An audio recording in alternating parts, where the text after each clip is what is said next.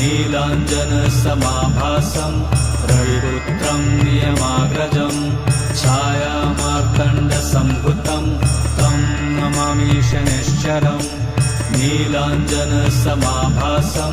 रविपुत्रं नियमाग्रजं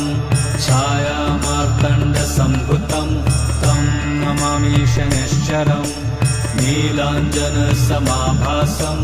रविपुत्रं नियमाग्रजं छायामार्तण्डसम्भुतं तं नमामि शनैश्चरम् नीलाञ्जनसमाभासं रविपुत्रं नियमाग्रजं छायामार्तण्डसम्भुतं तं नमामि शनैश्चरम् नीलाञ्जनसमाभासं रविपुत्रं नियमाग्रजं छायामार्तण्डसम्भुतं तं नमामि शनैश्चरम्